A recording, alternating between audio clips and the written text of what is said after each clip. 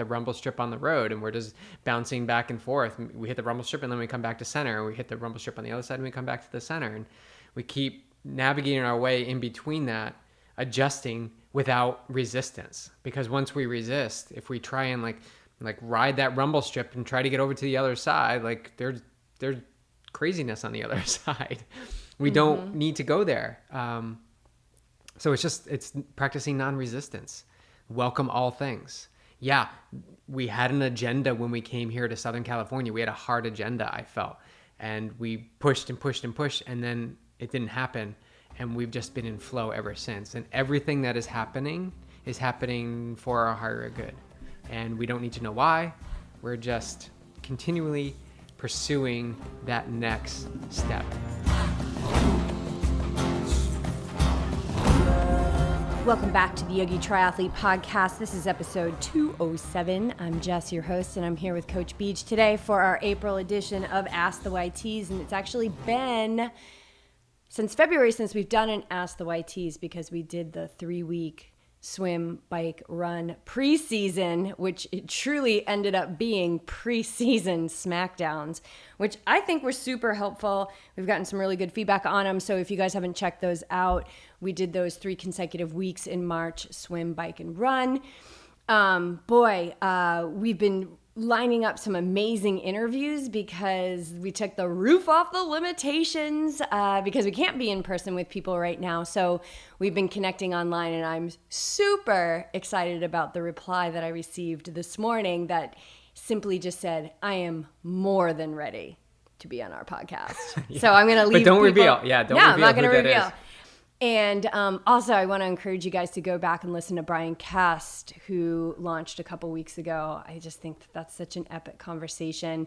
I love Brian. He's fiery, passionate, and those are the things that I admire in people.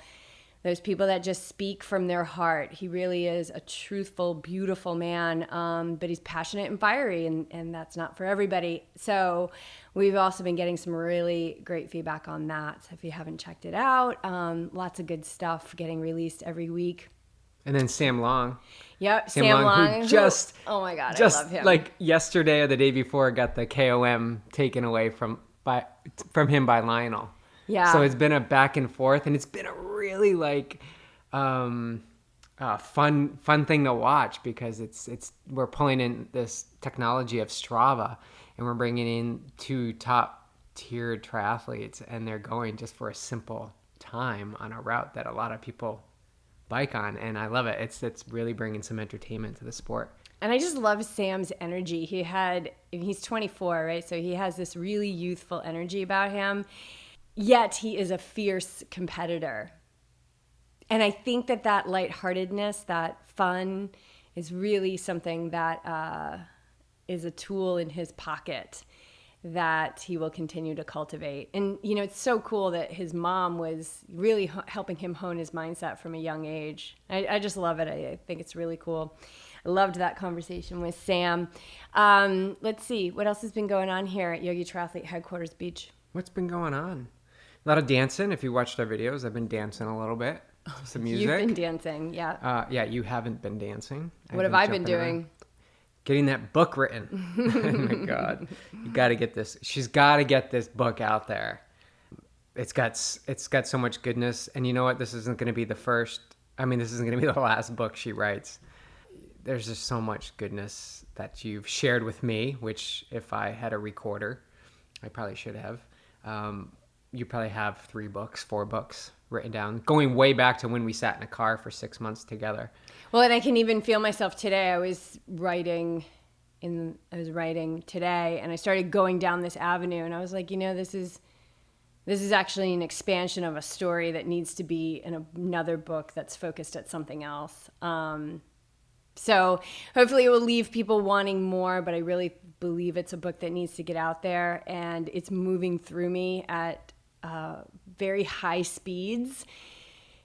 And it just, as soon as this all hit, maybe like 5 weeks ago or so, it kept coming in. Like I couldn't stop the information from coming in. So I just started writing and writing and writing. And the thing is I've been writing for years, right? And I shared this with you, BJ. It's so cool. So I'll be writing, and then I'll remember a blog post that I wrote on the exact thing that I'm writing about, in this like paragraph within that blog post will become evident to me, and I'll just go and I'll search for it and I'll find it and I'll grab that one paragraph. So it just goes to show, it's like we don't lose our memories, you guys. It's just how cluttered is our mind. And I learned that when I was in India, when the girls were mastering these massage techniques so quickly, and I asked them, like, how are you guys doing this? It took me 1,000 hours of education to get as good as you guys are, and we're on day 3. And they were Tibetan refugees, and they said, our minds aren't cluttered like yours. Our minds are clear, and we don't ever forget anything. Our memory, let's give those memories more credit. We don't forget anything. Every impression is still in there. It's just, is there cloudiness and is there clutter? So it just goes to show, believe me, I got plenty of cloudiness and clutter in my life in other areas, but with this particular task that I've answered and I'm taking action on it, it's really cool how things are linking together. And it's like I have a co-writer that I can't see that's directing me. So if it's total shit, don't blame the author. But that's because sometimes I look at it and I'm like, oh, that is so crap, and I just like delete the whole page. Yeah, that's, everybody has that stuff. They don't but think you have to. The rule is like good. 80% of it's got to go. Yeah, but this is the same thing you do to me when you go to do a Instagram post and you read it, and I'm like, you ask if it's good, and I'm like, well, it's phenomenal. Like, that needs to go in the book. It's really you have a talent for words and letting them flow together, and you need to loop that all together, link it all together in a few books. But I don't have an education in writing, and I don't have any certificates in writing. Give me a piece of paper. Yeah. Let me stamp it certified, and you're all set. That's what our meditation teacher says about certifications. He's like, hold on, let me get you a piece of paper. You're certified. Here you go. And it really, and I'm not putting, I believe me, I've got plenty of certificates. I was like top of my class in massage school. I went for all the certificates. You hung it in your massage. Oh, I was like, everybody get out of the way. I'm the most qualified massage therapist there is. And at that time, that really helped me believe in myself. And so I'm definitely not poo-pooing those things. You have a degree from a prestigious university, BJ. But it's, when it's on your heart and it's your worldly purpose, it's like what you came here to do, there's nothing that's going to certify you into the authenticity that it takes to really live that purpose. So if you're hemming and hawing about something, I can't do it until I get it certified, just look in at your heart. Like, how does that feel? Obviously, you're not going to be able to, do a surgery or, anything like that. But if you're doing the work and you want to teach meditation, you can teach meditation. Because whatever level you're at, wherever you're at, is going to attract the exact right person who's going to understand your words.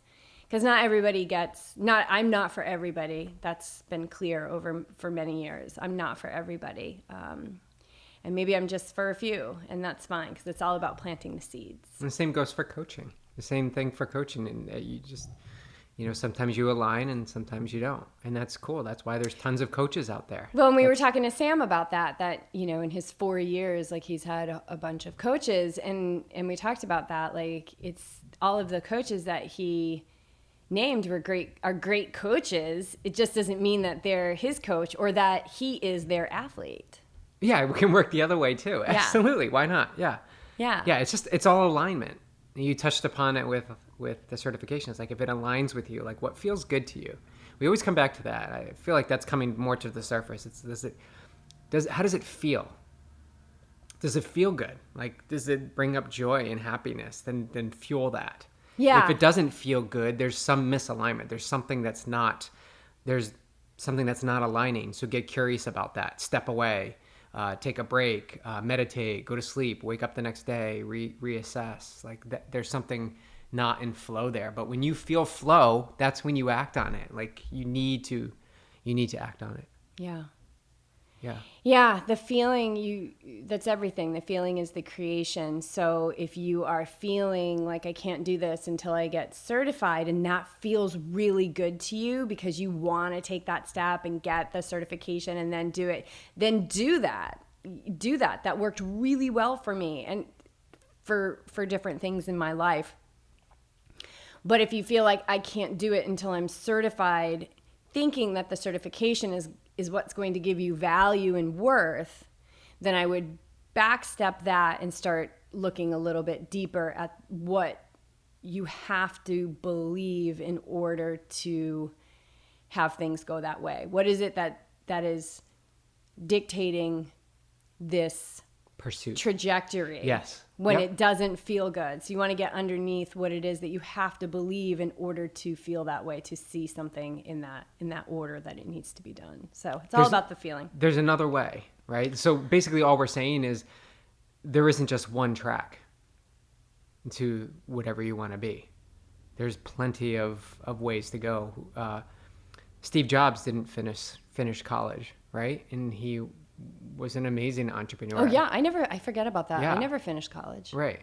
But Steve Jobs doesn't have a college, or maybe he went back and he got an education. But at the time that he was building Apple, he stepped away from college. So there's different ways to go about it.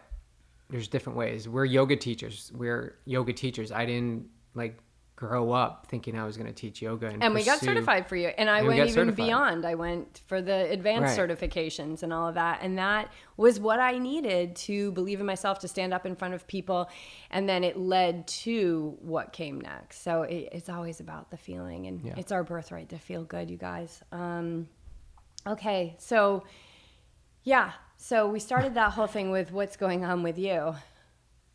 What is going on with me? Or that we've been streaming classes. Oh, I think you were talking about that. Yeah, yoga classes. Yes. Yeah, let's touch upon that. So we were teaching at some local studios, and obviously that has been shut down. So we have transitioned and moved over to Zoom yoga. So basically, not Zumba yoga or anything wild like that. Basically, you can get on Zoom, and we're going to be teaching live classes, and we do about 2 a week, and we'll do more if people want more. And it's all levels, and we just tune in. Jess and I co-teach, and we can see you from Zoom. We can see how you're moving, and Jess will be instructing, and I will be actually doing the yoga, and then we'll switch off so that one of us is always able to look at the yogis, which is pretty cool. It's been really cool because I can see, how people are navigating the moment, and I feel like there's more of a connection because I'm seeing them. And I did a class for M21, but I was practicing and teaching it, and then I couldn't really see. I was like, I hope everybody's following along. So this is really nice. I like this. It allows us to stay connected with the students that are in the class. So yeah, it is a power vinyasa, but it's all levels. And the easiest, I love the example of the Grand Canyon to explain how we teach. We're really teaching to the science of yoga, which is to use the poses as vehicles to further us along towards a state of equanimity, evenness of mind. And I feel like these classes are more potent than ever because there is so much changing. There is so much that's our structure has fallen away, and can we still move from the present moment when things are uncomfortable, or we have a lot of sensation, or we fall out of the pose, or we're in instability? When we have those experiences in our life, can we practice being calm? And calmness is going to come from our relationship with the present moment, and our ability to be present is everything to how we're navigating these current circumstances, and also how long these current circumstances are going to be around. So if we're entertaining all these predictions of how long it's going to be, guess what? It's going to be that long. It's going to be a long time. What we talk about with enduring. If you're just waiting for this to be over, then you're enduring it. Then you're causing yourself suffering. You're causing the suffering. The experiences out in the world are not causing the suffering. Your relationship to all of that is causing the suffering. So explain the Grand Canyon. So the Grand Canyon is such a great analogy. Philip first shared it with me, or maybe you did. No, Philip did. Philip Urso is our yoga mentor. He's been on the podcast a couple times. Yeah. Always very Fiery too. Yes, always very fiery and passionate, and not everybody's teacher, and definitely my teacher. Definitely my I teacher. love the passion and the fire. Philip and Renee. And the fearlessness. Yeah, really. It's huge. Really it's good. huge to being able to live what we came here to do. We got to walk this earth without fear. But he taught us this idea of the Grand Canyon, and I really think it's a perfect way to describe how we teach. So you are going to go to the Grand Canyon, and the person gives you a brochure, and it explains everything about the Grand Canyon. It explains, the trail system and what's open and what's closed, and how to navigate your way down to the bottom, and how you can navigate your way out. And it will show you all the plant life and animals to see, and the restrictions, and all the information you need. And this pamphlet is everything about the Grand Canyon. So you have the choice of having this brochure, basically, of telling you exactly how the Grand Canyon is. But there's a whole nother option. You can actually go into the Grand Canyon yourself. You can actually find your way to the bottom, and whether you go left or you go right, it doesn't really matter. It's all going to end up at the bottom.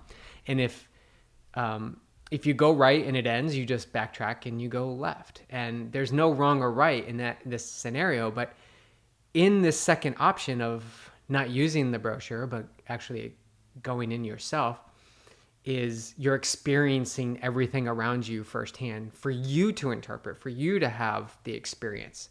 So the question is, which experience do you prefer? Do you prefer to be spoon-fed all the information, and this is how it's going to be when you go down? Or do you want to experience it? Do you want to take the wrong turn and backtrack and see what things are like, maybe from a different angle?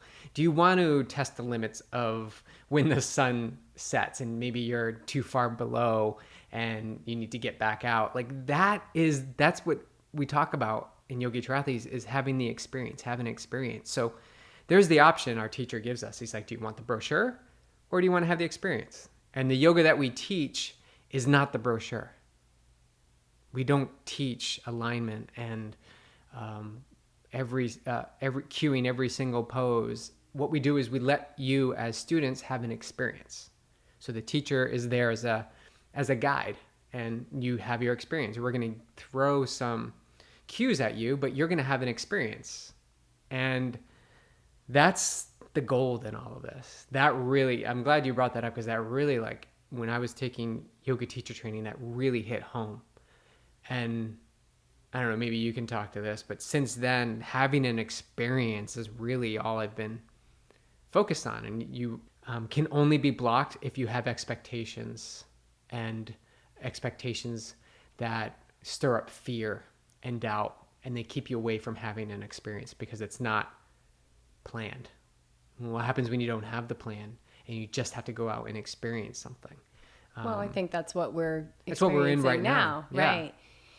So the idea of yoga being that, your contentment, your ability to stay in flow, to feel peace and calm in your life has zero to do with what's going on around you. So for BJ and I, life hasn't changed. We've made some adjustments, not teaching at the studio and teaching online, but nothing has changed with our core calmness, joy, or peace in our life. And most certainly that is not how it's always been by any means, but it's when things get shaky in life, are you willing to bring your awareness to the truth of what's happening now, right? So let's say we're in a yoga pose, warrior two, and we're holding it and your shoulders are burning, and maybe you're getting numb in your hands and your quad sore from your workout the day before.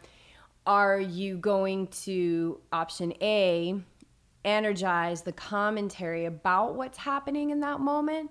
Or are you willing to practice being calm in the face of sensation? And the practice being calm in the face of sensation is what is going to lead you into a life stream that is literally pandemic proof. And that doesn't mean that you won't be touched by that pandemic, but that pandemic is just the yoga pose. It's just asking you to shift and be flexible and adjust where you need to, but your inner state is unfazed.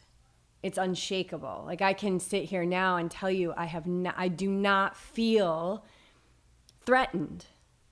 I am not scared. I am not fearful of what's happening. I choose my news sources very carefully, you know. I go to the CDC for facts. I go to the city of Carlsbad for the daily update, and that's about it. So, you know, I think Brian Cast really said it well in the first couple of minutes of our podcast with him. He was just like, well, for yogis, not much changes. Meaning our inner state is unchanging. Yes, we're going to make shifts. Yes, we have felt the changing times. We've taken a little bit of a hit as a business, but we have not changed. The way that we flow with life has not changed. And that's a wonderful reinforcement that, okay, we got to keep doing this work. And I hope that it is evidence that we are living proof of what it is that Yogi Triathlete is built on. And it's really about getting into concert with our unshakeability. We're not so shakeable. We're not so getting pushed off our center by the littlest thing. That we're not living that pressure cooker type of life.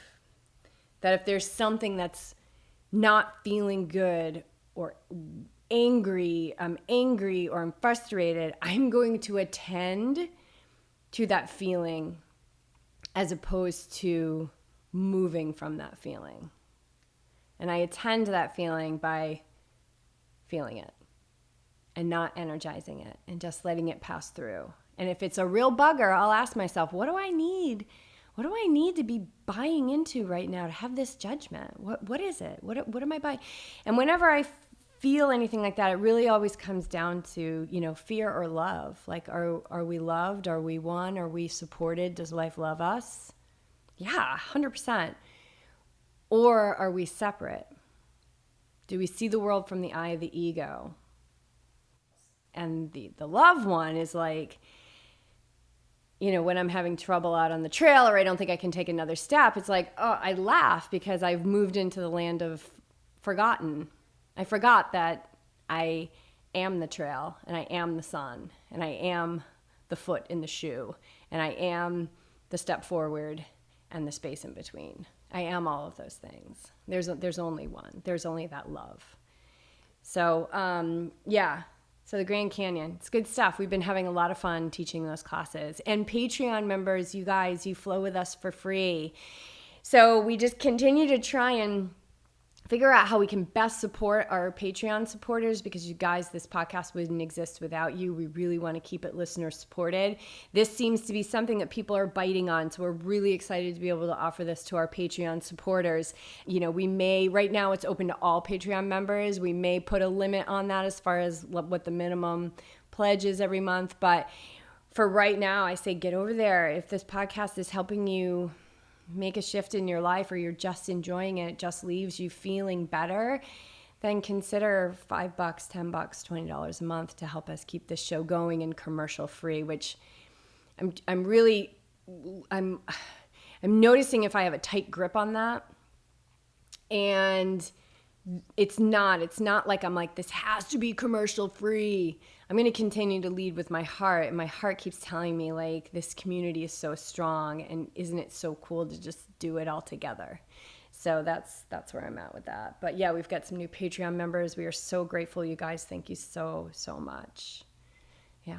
So look out for those classes. Keep looking out for the yoga classes. We'll post on social media.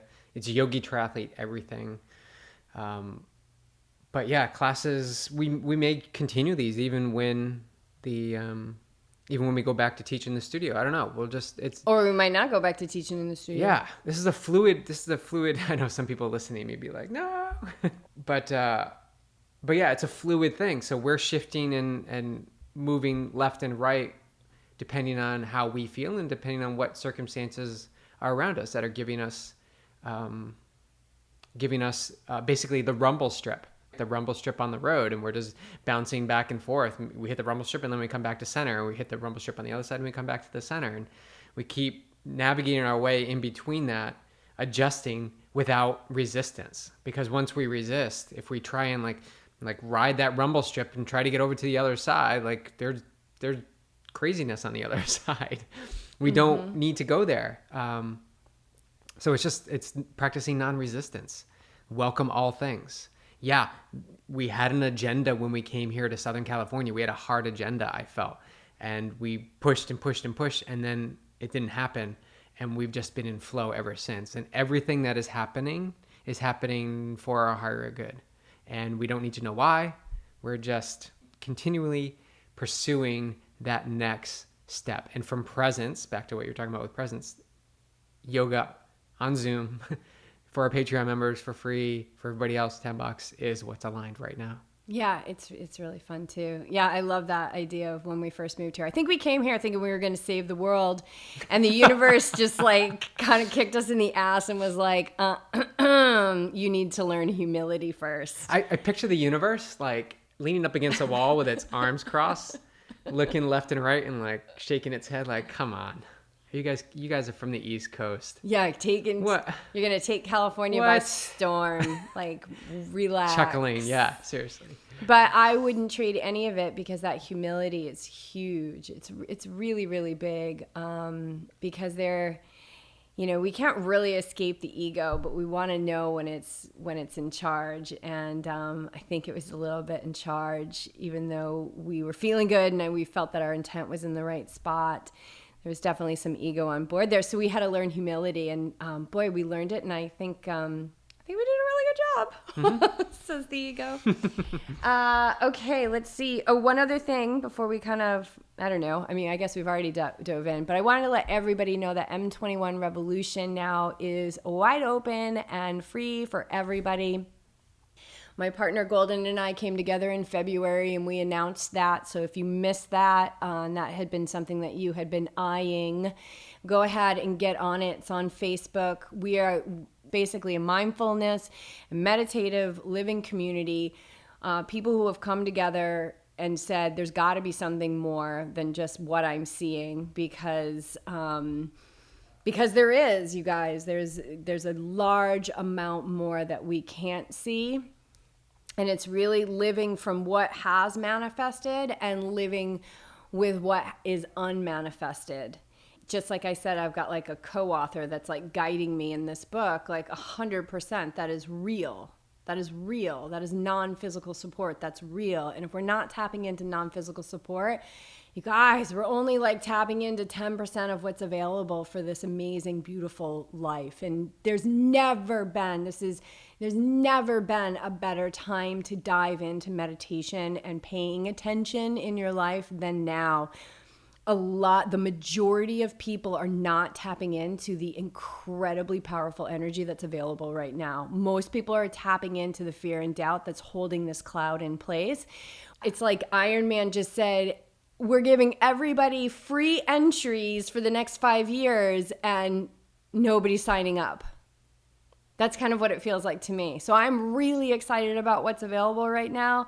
And if you're excited about that, then get an M21 or ask me more about that, and maybe we can work together. So, and the premise behind M21 too is meditation, right? 100%. That's the base. So if you're kind of curious about M21, and you're like, well, yeah, I'll check it out. You can also just sit at home quietly and start to meditate. And to Jess's point, it's completely free to meditate.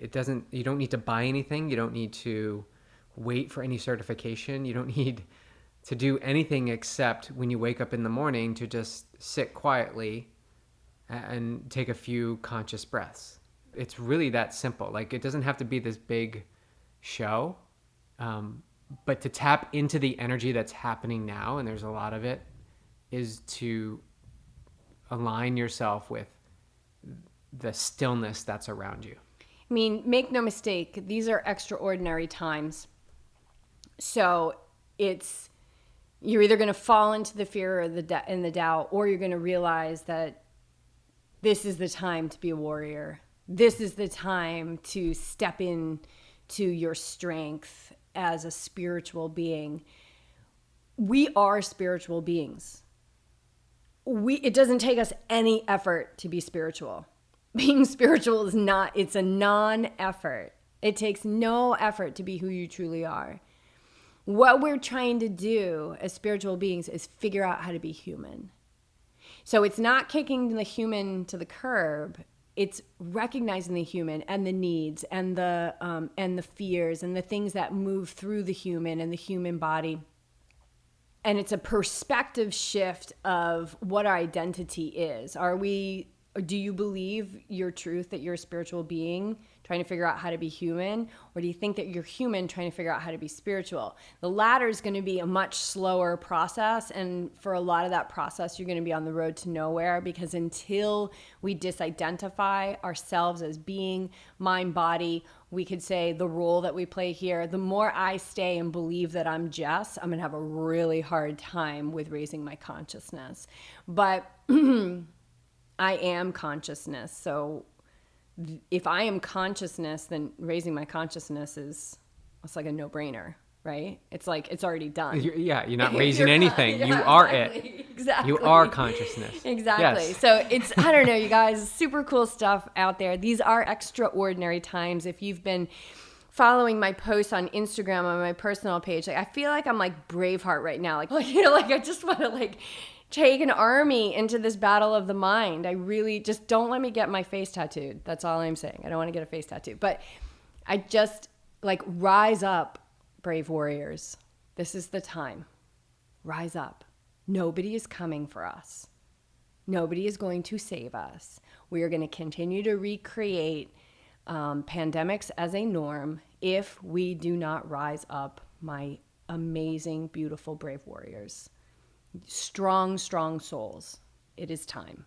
Stand up and fight the battle of the mind. It is the only fight we need to fight. It is the only one we need to wage in order to identify with who we truly are. That's it.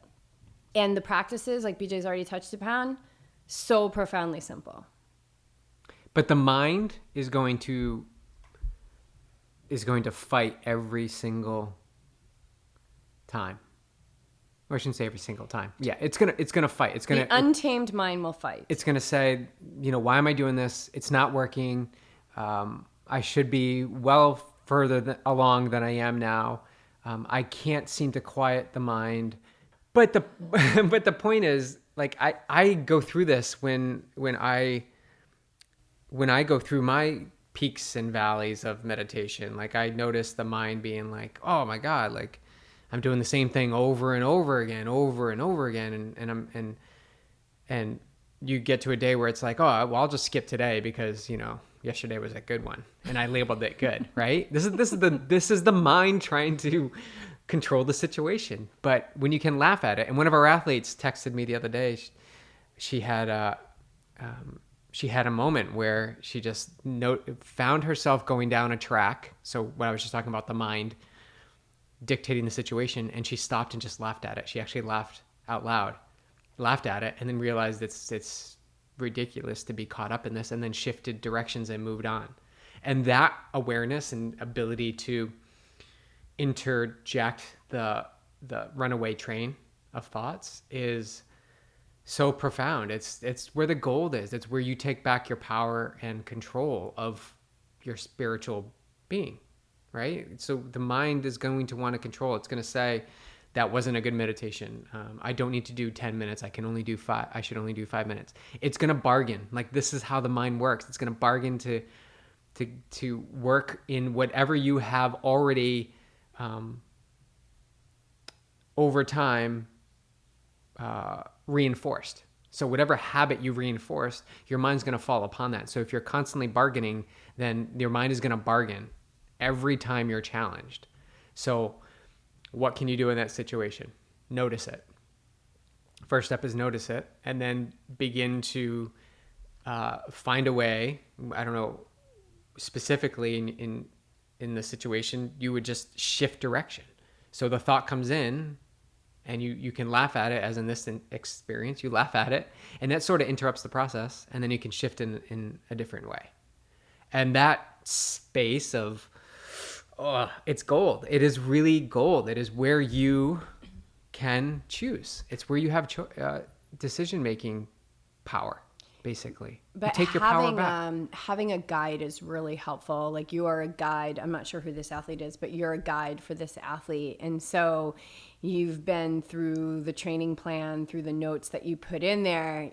You've been reinforcing this, right? Like, it's so, like, without Meditator Bob, like, he's such a godsend in our life to just connect him with that super high level person. I know I can say anything to him that would maybe otherwise be so socially inappropriate right now. You know, people would take offense to it, but we talk about the truth.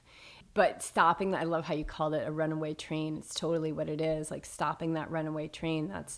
Those are the moments of victory. Those are incredible. All right, let's jump into some questions. I could talk about this stuff all day.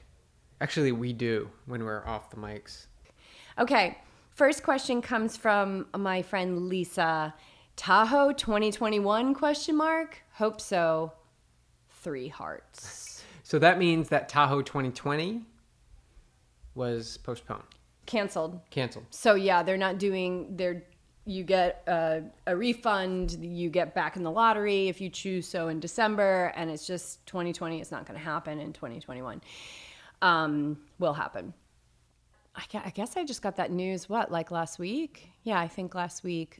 You know, my whole thing going into Tahoe this year, and we talked about it, and I've done IG stories on it, is this 100 miles of mastery. That my goal was to master all of the moments leading up to the race. And it really allowed me to enter into a higher level of accountability, where I would always be reminding myself, 100 miles to mastery, like, don't fight this, don't push against this, like, or get your butt out of bed, get your meditation in, get out on the trails. I ended up having the most incredible winter training season, putting in miles, just consistently, and feeling good and doing the work, and just 100 miles mastery. Like, mastery is a moment-to-moment process. And as it was getting closer to when I knew they were going to make a decision, I could feel the mind wanting to know, is it going to happen? Is it not going to happen? But even in those moments, I would say to myself, but that's not going to change what I do today. So it doesn't matter if it's going to happen or it's not going to happen. One of the things I've really learned on this path is, when you need to know, you will know. The information will always be given to you. And if you start to pay attention to how you get information, it's really, really cool how information is delivered to us through the stream of consciousness, through the stream of interactions with people, things that we read, whatever it is that we need, it always seems to show up. It always shows up, not seems to. So when I got the news, 2 things. It was such a heartfelt email from George Ruiz, who's the race director. And my first response was, wow, would I have been able to see this side of him, experience this side of him, had this not happened?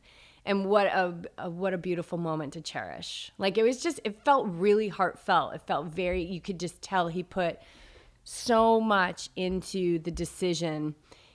And the other thing was, like, I celebrate everything that Tahoe has allowed me to step into. So there's 0 disappointment. It's all just celebration and gratitude. I am a different athlete because of Tahoe 2020.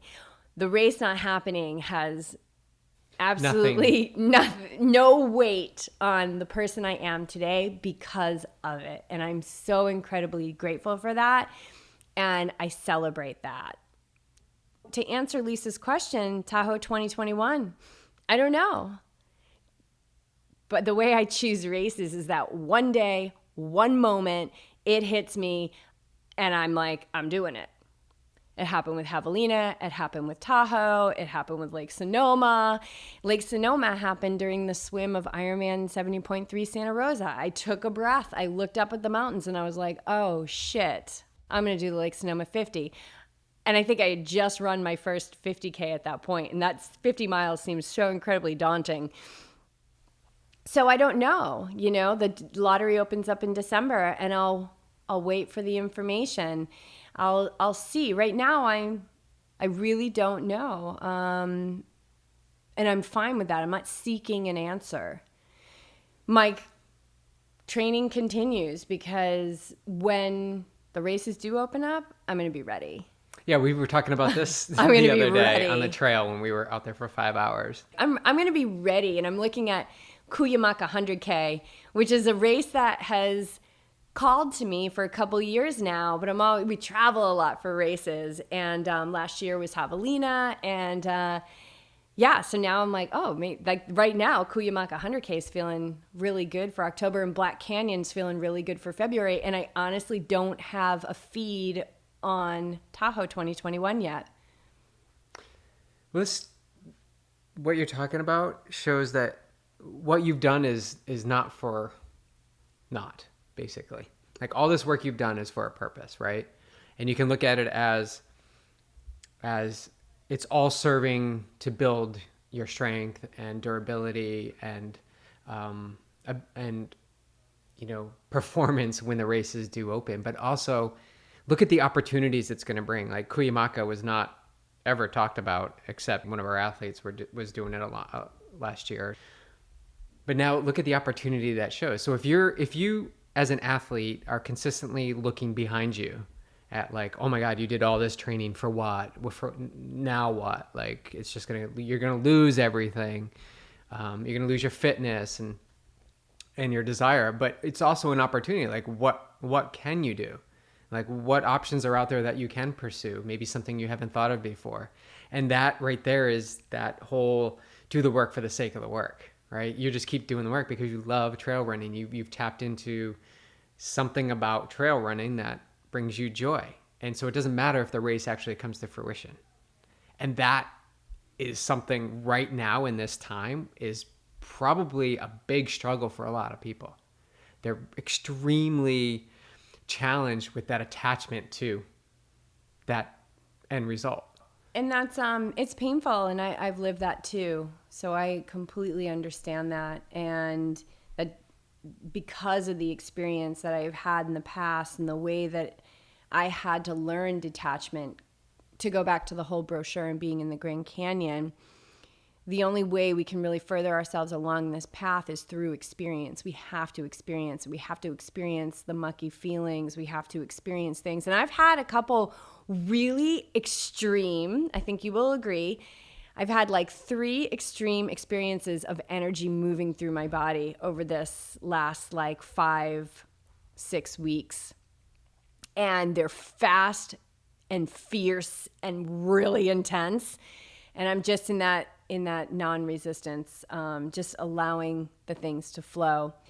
I know what it feels like to be attached and to have that pain. And the first step is just to notice it. I really needed to kind of back away or do it backwards. How to learn to detach was how I first learned to notice when I was suffering because I was upset that a race got canceled. And I was like, okay, that must be attachment, because I really intellectualized a lot of stuff. I really believe I was an intellect or an aspiring intellect when I started this. I really wanted to figure it out.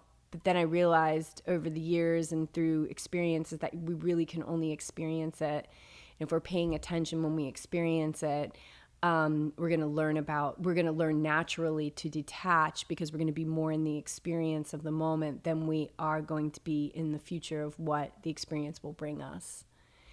So we'll see about Tahoe 2021. I don't know. I really don't know. I feel excited about what's to come, and everything prepares you for what's coming next. And Beej, you and I have talked about how what we did in 2016 prepared us for this. 1,000%. 100 million %. So cool. It's so clear now. It's so clear now. Everything that we went through served a purpose.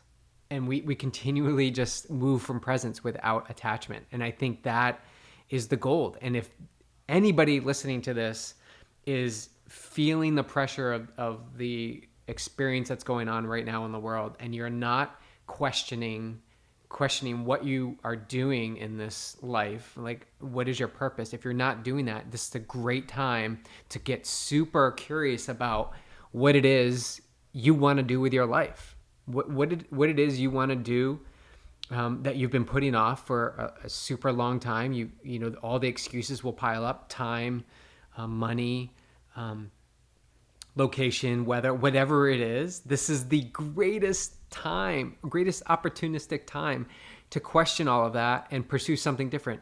What was the story Eli told us today about about the cook up here?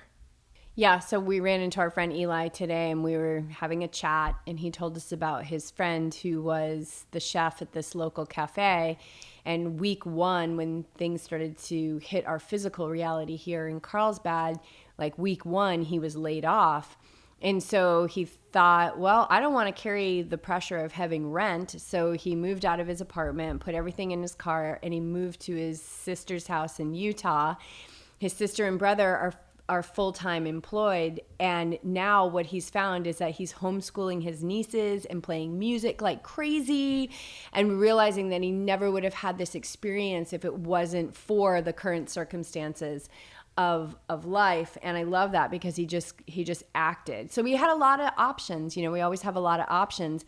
That might not be an option that people think is viable, but I even had that option. I was like, we can move back into our car. I didn't really know, you know, you don't quite know if it's your turn to suffer or not. You know, it's not really our turn to suffer right now, which is amazing. But 2 years ago was, like, literally 2 years ago, almost to the day, was some of the most scary times of my life. And I believe that prepared us for today. So yeah, so I love that story. I've already shared that in M21 today. I love that story. Okay, so Tahoe 2021, Lise. I don't know. We'll see, my friend. How much nutrition do you pack for a 50K plus? Do you rely on drop bags and pacers? So for 50K plus, I'm assuming you're talking about a race over 50K, which definitely so 50 mile, 100K, that's the biggest I've gone. So I've done 50K, 50 mile, 40 mile, 100K. For the bigger races, 50 mile, I used a drop bag. I've only run 150 mile. I did use a drop bag, and I was so grateful I did, because I had to tend to my feet. At this particular race, there was like 12 water crossings, so like 6 on the way out, 6 on the way back, and I had experienced some rubbing on my feet at the halfway point. So I was really glad that I did have that there, and I would probably do a drop bag. For that particular race, they didn't allow pacers. So I didn't have a pacer for the 50 mile. I did have a pacer for Javelina 100K, and I had BJ as my pacer. And I loved having that. It was great. I loved it. I thought it was awesome. So if there's an opportunity to have a pacer, why not? But nutrition isn't a component of that. Well, in some races. Yeah, I want to say most races, there will be no muling, meaning your pacer can't carry anything for you. You got to carry everything on your own. Now, as far as nutrition goes for that, I usually have with me, I'll plan on 250 calories an hour just through GU Roctane. And then I may shoot a gel in there, and then aid station food. But it's always getting in that 250, and I front load calories. So I think at Javelina, I had almost 1,000 calories in 2 hours, because I knew as the day went on, you know, the belly can always cannot feel that great. And that was the case at about mile 50. I was with you at that or something time. like that. Yeah. Like around mile 52, nothing wanted to go in the body. But that's being fluid with your plan too. So you can have the plan. We can say 250 calories an hour. Always good to practice this in training. Like when you're out there for your long sessions, like practice and be flexible. Like be flexible. Like, yeah, there's going to be a buffet of options when you get to the aid station. Don't hang out there. Listen to what's going on in your belly, right? Don't be so rigid with your nutrition plan, because there's so many things that can happen. Hydration, weather, temperature, stress, all of that can contribute to different cravings, I should say, for what actual sources of calories you need to take in. I also want to say that, so I'll know where that drop bag station is, right? So at Javelina, there was 2 drop bags locations, but I really got curious about that. Do I really need 2 drop bag locations? No, I didn't. And I just think, I always go back to like my triathlon days where like transition is free time. If I've got a bag at an aid station, I'm going to probably want to look in that bag and see what I've got as the clock ticks away. So what do I need, right? What do I need? And I didn't need anything more than that 1 drop bag. And I actually had fallen on a cactus right before I came in to get the drop bag. And I had needles in my skirt, like in my butt. It was so uncomfortable. And I had an extra skirt in my drop bag. So I was very grateful. So longer races, yes, drop bags. But that doesn't mean you have to have them at every single location that's available. So you want to look at drop bags as your free time, be efficient. And then I'll pack enough calories to get me through whatever that is, 30 miles. I can easily carry enough nutrition for 30 miles in my pack and then get stuff from aid stations. So that's how I do it. And if a pacer is allowed, why not? Especially with those longer distances. It was so fun to be able to look forward to picking BJ up to pace me at Javelina. I'd love to be picked up. Yeah. So I had to pull you out of the bathroom. I was like, where is he? He's not here. Okay. Then final question comes from Lauren. Is Clark the goodest boy? Well, he hasn't knocked the microphone over or kicked anything during this podcast. So I would say right now he's an A. Yeah. He got a C- during yoga. Sometimes during yoga, if you come to live yoga, he has some highs and lows during yoga class. So we're trying to figure out the recipe. Like if we get up at 5 a.m. for a 7 a.m. class and we walk the heck out of him, but we don't feed him, hopefully he'll be weak enough to just sleep during the yoga class. But the first time we did it, we walked him and then we fed him, and it's like he was wild. Surge of energy. Yeah. The Thursday evening classes we've been doing, he's been like 4 o'clock, and tomorrow we're going to do a 6 o'clock.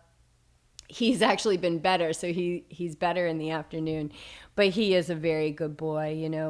Clark is trust. Like when we were living on the road, and I would have those feelings of like, oh my God, where are we going to live? And I just want to live there now. You just want to live in the future. Fast forward. I would turn around and I would look at Clark in the back of the car, and he would just be there in the moment, total trust, never questioning anything. And that's what I aspire to. That is a big part of my 100 miles to mastery, which, by the way, continues. Like 100 years of mastery. That's what I want my life to look like. And Clark is a great teacher for trust. He's wonderful, and presence and unconditional love. Always presence. Yeah, he's always present. It's such a great.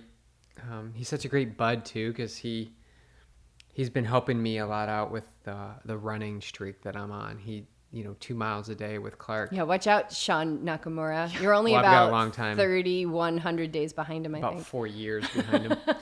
But Clark is always willing to go out, and it's our expectations or my expectations to run faster sometimes, and he's actually behind me, and that's a sign, a sign to slow down. So he's such a sweet soul. He brings smiles to people's faces across the road. He did get banned from the coffee shop. He did, yeah. I think Clark just thought that the coffee shop was his house, and he wasn't so cool with other dogs being in his house. So it's fine. We all get protective of our coffee. Listen, right? I mean, I think it's kind of cool to get banned from some. I've never been banned from anything. Have I been banned from anything?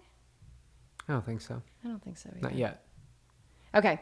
And then what are your favorite comfort foods? Oh, Lauren, anything salty and cheesy. I love at camp this year, Nomad Eats, which makes the amazing vegan cheese, which is not just oils and stuff. They make it like from potatoes and carrots, and it's so good. They have a macaroni and cheese sauce, and we had these in the condos for people. And I was just like, you guys should make macaroni and cheese. Like I was just like, somebody make the macaroni and cheese so I can have some. Jody made it, right? Yeah, Jody made it. I was like, oh my God. And then it was so much like they couldn't finish it. So I was like, yes, I get to. So I love like macaroni and cheese, a good grilled cheese. Nastasha over at Choice Juicery makes this amazing super loaf, and I got like Follow Your Heart cheese that melts. So I love anything like that, like a creamy sauce. And I loved this before I was vegan. I remember always going out to dinner, but and being like, oh, I want the fettuccine Alfredo, but I never ordered it because I was like, it will literally like might kill me. But I do love like a really good cream sauce, something salty, savory. Definitely that is my comfort food for sure.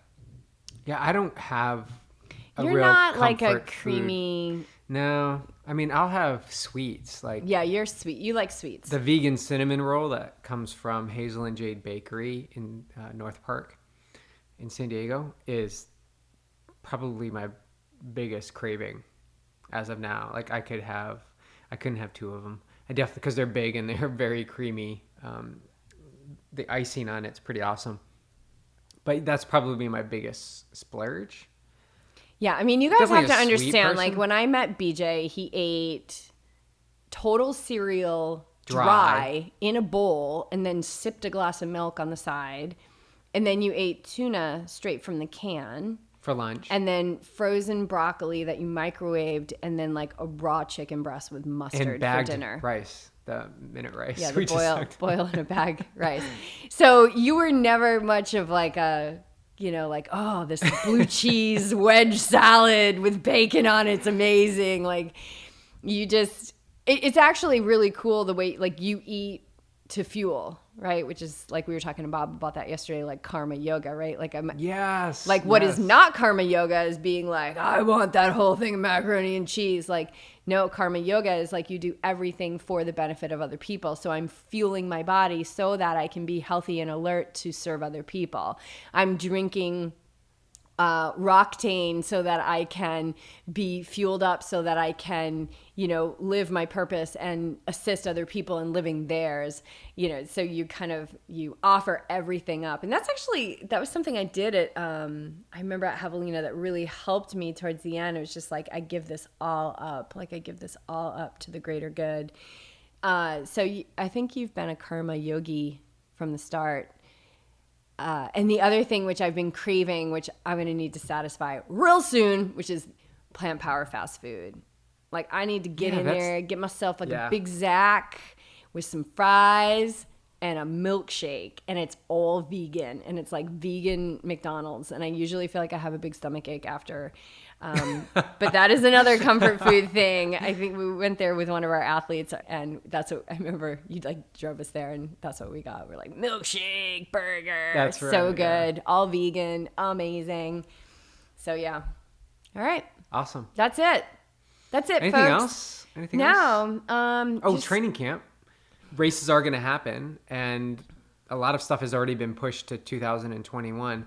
So February of 2021, we've got a training camp again. Yep, and I was just looking through my journal today, and we were adding all the things that we want to expand. All the good stuff will stay.